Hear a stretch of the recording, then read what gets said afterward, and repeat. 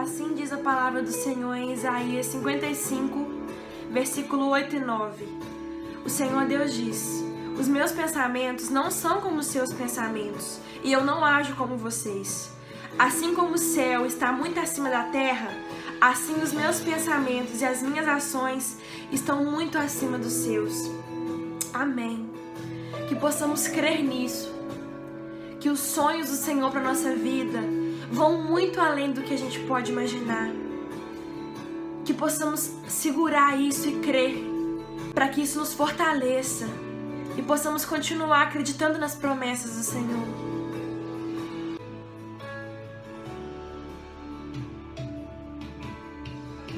Eu sei que não há nenhuma provação maior do que eu possa suportar, mas estou cansado, Pai, preciso crer nas tuas promessas pra continuar. Eu sei que me livraste das acusações, mas estou cansado de chorar. Espírito Santo, vem me renovar, só tua presença pra me alegrar. Os sonhos de Deus são maiores que os teus, tão grandes que nem pode imaginar. Não desanime, filho, vim te consolar. Nas minhas promessas, volte a acreditar. Os sonhos de Deus são maiores que os teus, por isso vale a pena acreditar. O dia está chegando, eu vou te renovar. Na minha presença tu vais prosperar.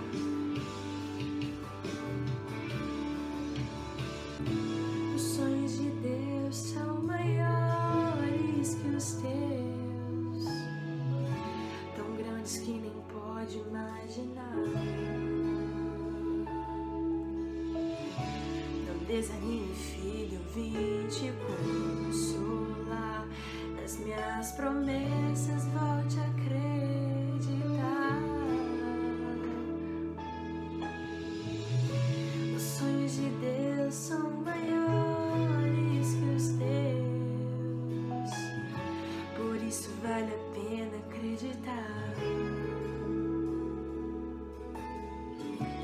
O dia está chegando, eu vou te renovar. Na minha presença tu vais prosperar. Paz do Senhor, irmãos. Que nesse momento possamos exaltar o nome do Senhor, engrandecer o nome dele, porque ele é o único digno. E que todos venham ver e reconhecer o quão grande é o nosso Deus.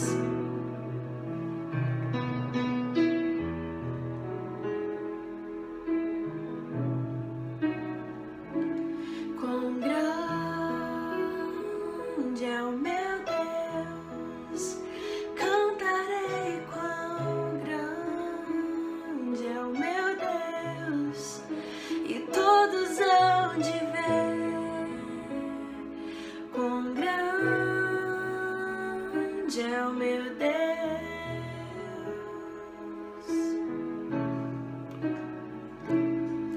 Com o esplendor de um rei, em majestade e luz, faz a terra se alegrar, faz a terra se alegrar. Ele é a própria luz, e as trevas vão fugir, tremer com sua voz, tremer com com sua voz. Quão grande é o meu Deus, cantarei quão grande é o meu Deus, e todos hão de ver quão grande é o meu Deus.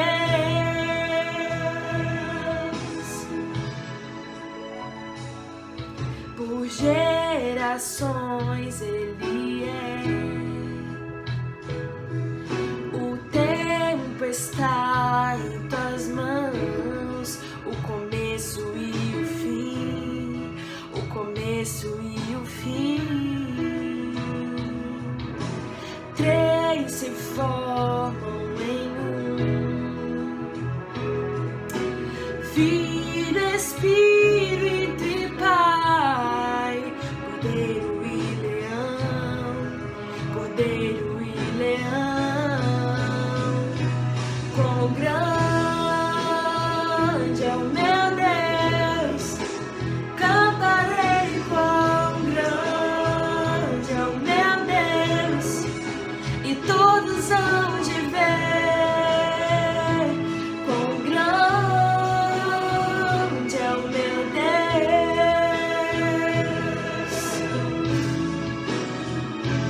Quão grande é o meu Deus, cantarei quão grande é o meu Deus, e todos hão de ver quão grande é o meu Deus. Olá, queridos, a graça e a paz do nosso Senhor e Salvador Jesus. Que privilégio mais uma vez poder refletirmos e compartilhar essa palavra que Deus nos colocou no dia de hoje. Vou estar lendo com os irmãos em Miqueias, profeta Miqueias, capítulo 5, dos versículos 2 até o 4, no 6, de 6 a 8 e mais no final o capítulo 7, de 18 até o 20. E a palavra do nosso Deus nos diz assim, Miqueias 5, a partir do versículo 2: E você, Belém Efrata, que é pequena demais para figurar como grupo de milhares de Judá, de você me sairá aquele que há de reinar em Israel e cujas origens são desde os tempos antigos, desde os dias da eternidade. Portanto, o Senhor os entregará até o tempo em que aqui está em dor estiver dado à luz. Então o restante de seus irmãos voltará aos filhos de Israel. Ele se manterá firme e apacentará o povo na força do Senhor, na majestade do nome do Senhor seu Deus. E eles habitarão seguros, porque agora ele será engrandecido até os confins da terra. Com que me apresentarei ao Senhor e me inclinarei diante do Deus excelso? Virei diante dele com holocaustos, com bezerro de um ano? Será que o Senhor se agrada com milhares de carneiros, com 10.000 ribeiros de azeite? Darei o meu primogênito pela minha transgressão, o fruto do meu corpo pelo pecado da minha alma? Ele já mostrou a você o que é bom. E o que o Senhor pede de você? Que pratique a justiça, ame a misericórdia e ande humildemente com o seu Deus. Vamos orar ao Senhor. Pai, mais uma vez nos colocamos diante de Ti, clamando pela Tua misericórdia, pela Tua bondade que tem se renovado dia após dia. E agora, ó Deus, queremos aprender com a Sua palavra. Queremos aprender, Pai, com a forma com que o Senhor age no meio do Teu povo, a maneira que o Senhor regeu a história, e clamamos que o Senhor continue nos guiando nos dias de hoje. Fala conosco nessa hora, Pai, nós oramos assim no nome de Jesus, o nosso Salvador. Amém. Pois bem, queridos irmãos, nós estamos aqui diante do profeta Miqueias. Nesse contexto do Antigo Testamento, próximo aqui ao juízo de Deus sobre o seu povo. Miqueias está aqui diante de um quadro de decadência e de corrupção da nação de Israel, de Jerusalém, de Samaria, e nós podemos pensar que uma parte significativa desse quadro, guardadas as devidas proporções, assemelha-se à nossa nação nos dias de hoje. Então, o que estava acontecendo aqui? Havia uma degradação dessa nação, não somente em termos políticos, vamos assim dizer, mas também a espiritualidade do povo de Deus estava caída, decaída, não estavam bem com Deus.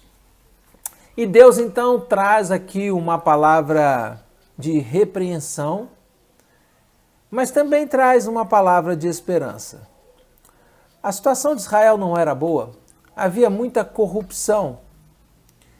E aqui então, a partir do capítulo número 5, Deus traz aqui, ou faz menção do Messias como uma esperança, como o estabelecimento do reino do próprio Deus diante do seu povo. Veja bem, nesse contexto, Israel estava sendo invadida pelos assírios. E Jerusalém já estava começando, então, a ter alguns reflexos dessa queda de Israel. E o Senhor, então, anuncia aqui o juízo sobre o povo, mas ele dá aqui as causas deste juízo, quando ele começa a esclarecer a respeito da corrupção desse povo. Mas ele também coloca as condições de busca, de retorno da vontade desse Deus diante da sua nação.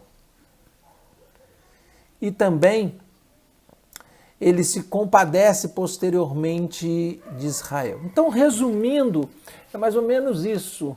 Havia ali problemas de corrupção exagerados, um povo que tinha uma espiritualidade decaída diante de Deus. Deus anuncia o seu juízo, fala as causas desse juízo, descreve os pecados, vamos dizer assim, do povo, mas ele termina com uma posição de restauração, de compadecimento de Israel. Então veja bem, em primeiro lugar, ele diz assim, olha, e você, Belém, Efrata, que é pequena demais para figurar como grupo de milhares de Judá. De você me sairá aquele que há de reinar em Israel e cujas origens são desde os tempos antigos, desde os dias da eternidade. Percebam bem aqui a referência que Miqueias está trazendo do Messias. Aquele que as origens estão desde os tempos antigos, na verdade, desde os dias da eternidade.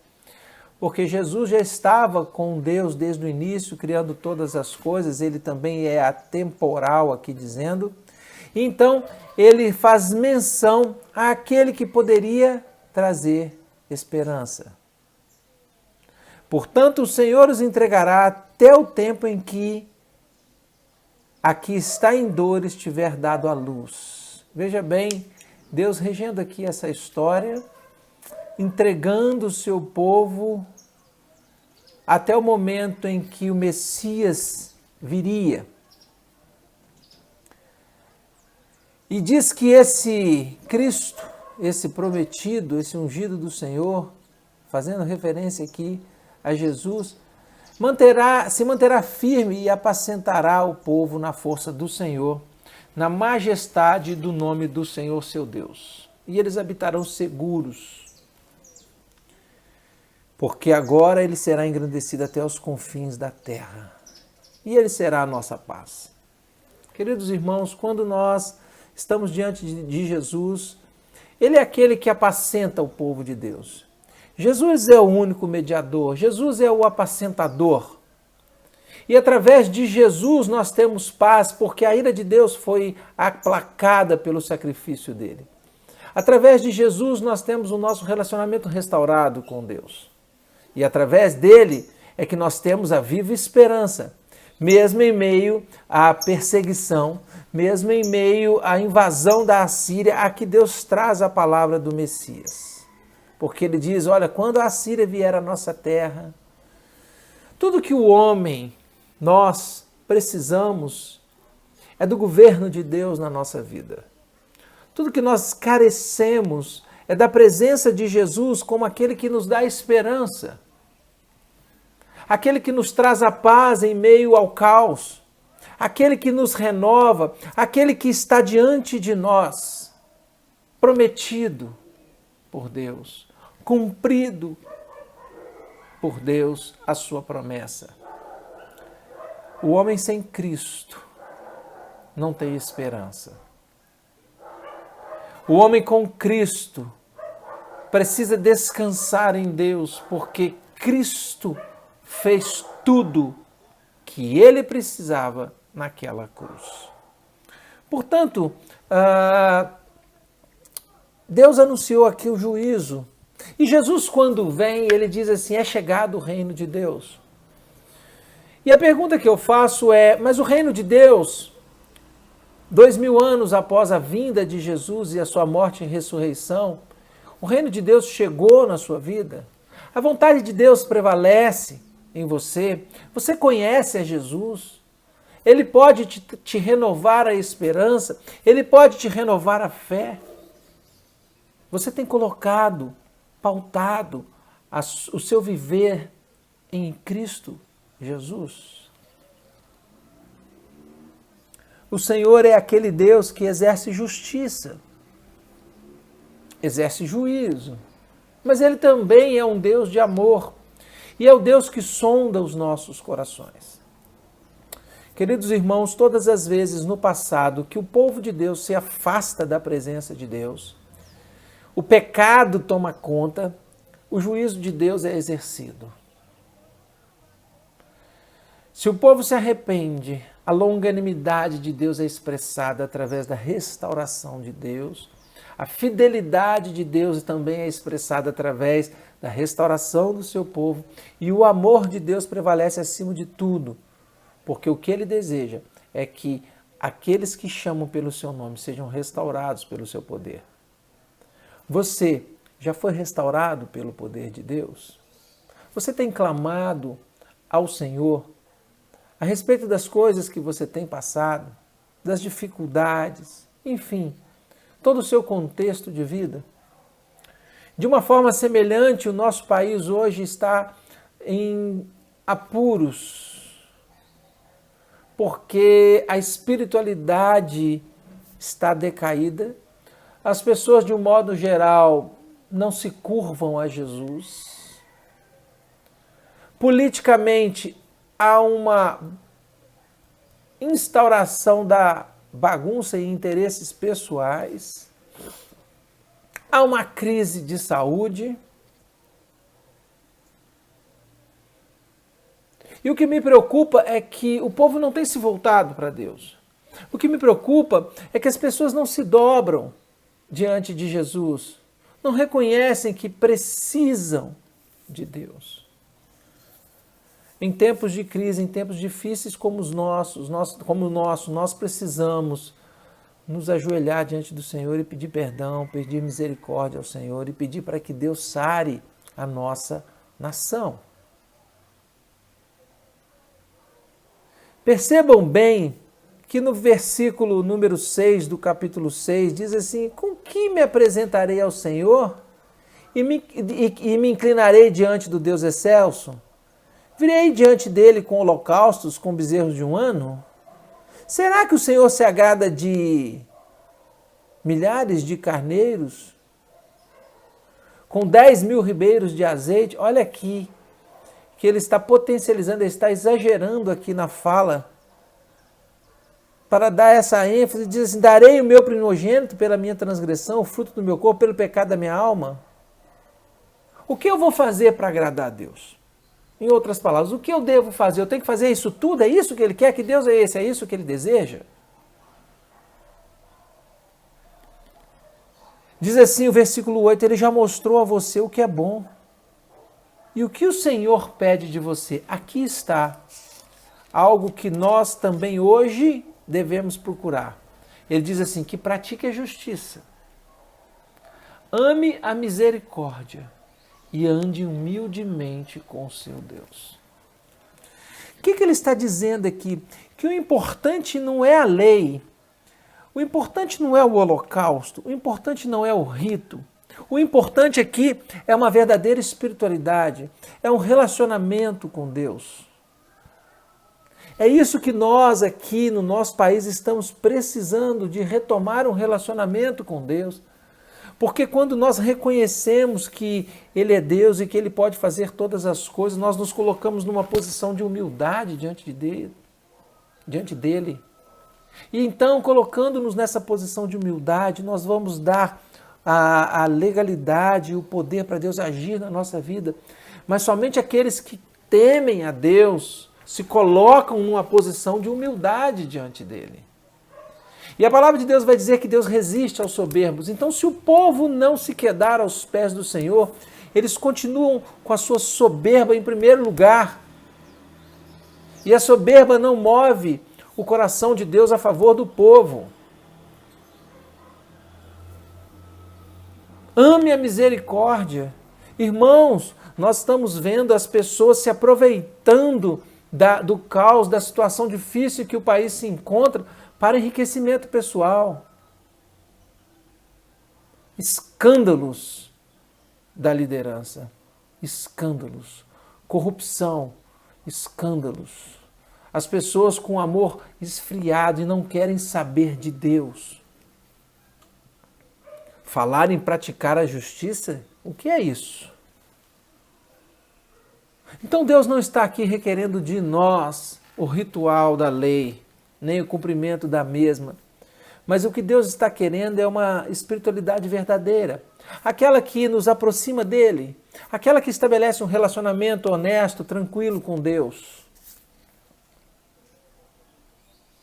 Como vamos fazer? Como faremos? O fato é que Deus não está com os olhos fechados, não esteve com os olhos fechados no tempo do juízo de Israel e ainda hoje não está com seus olhos fechados ao que está acontecendo no mundo. E ele aqui, a partir do capítulo 7, vai descrevendo toda essa corrupção de Israel. E chega num determinado momento aqui, que diz assim, olha, no capítulo 7, versículo de número 18, a palavra de Deus diz assim, quem é semelhante a ti, ó Deus, que perdoas a iniquidade e te esqueces da transgressão do remanescente da tua herança? O Senhor não retém a sua ira para sempre, porque tem prazer na misericórdia. Ele voltará a ter compaixão de nós, pisará aos pés as nossas iniquidades e lançará todos os nossos pecados nas profundezas do mar. Mostrarás a Jacó a fidelidade e a Abraão a misericórdia, as quais juraste aos nossos pais desde os dias antigos. Percebam bem aqui que a fidelidade de Deus, ela ultrapassa gerações. E a fidelidade de Deus se cumpre na vida daqueles que temem ao Senhor. Então vejam bem, o povo de Israel aqui estava caído diante de Deus. A semelhança do povo de hoje, que não quer saber de Deus. Espiritualidade decaída.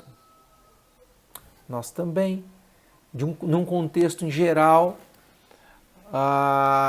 as pessoas não querem saber de Jesus, não se voltam para Deus.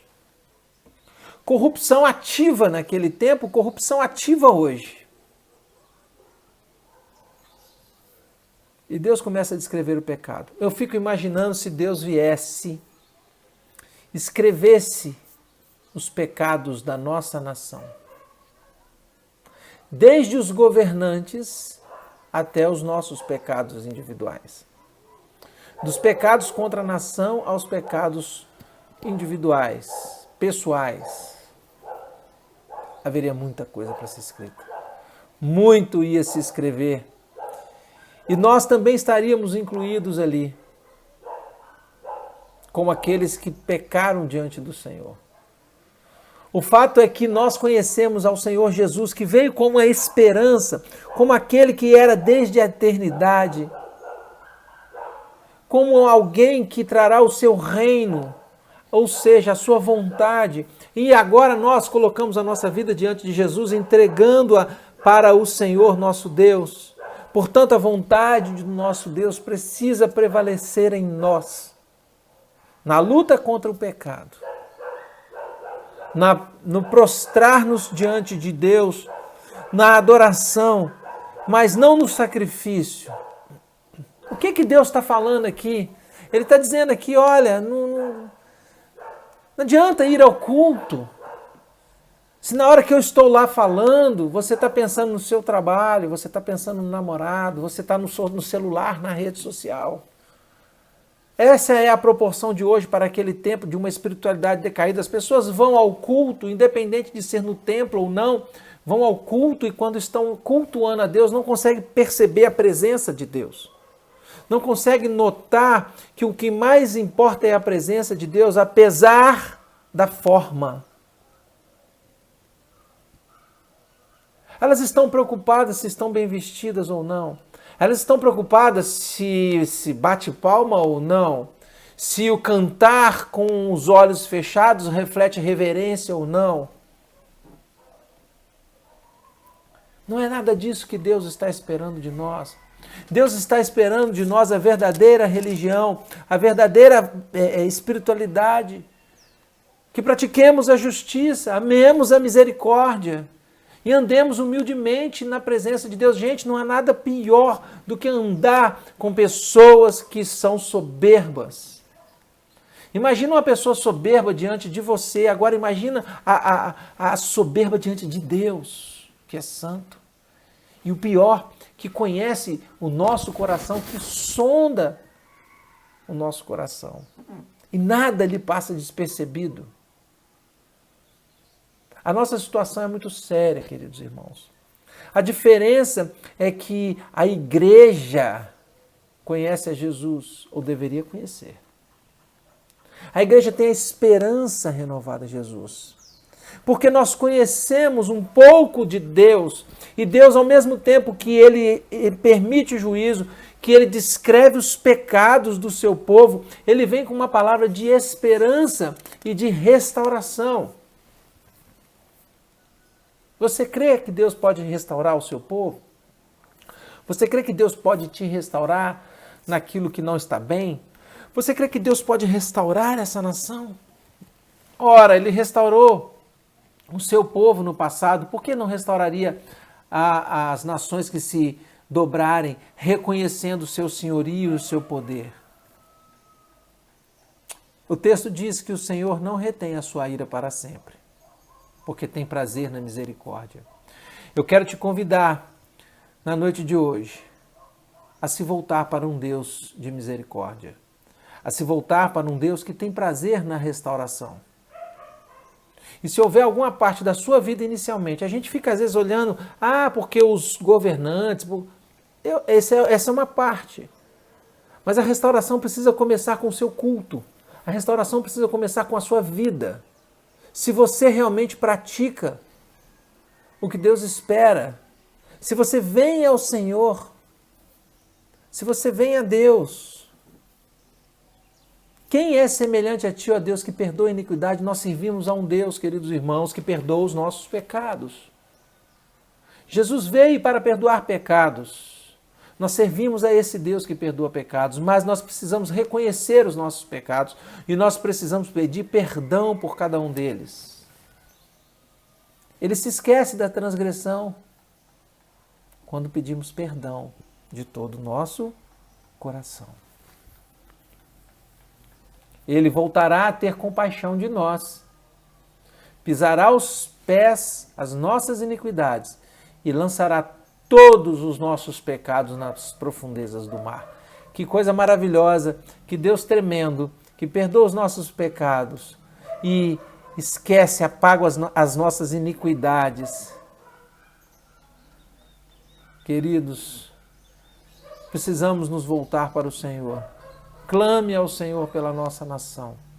Clame, porque nós servimos a um Deus de misericórdia. Mas eu digo a você, mantenha a sua fé, pois o Senhor nos renovará. É isso mesmo. Mantenha-se firme no Senhor. Busque ao Senhor.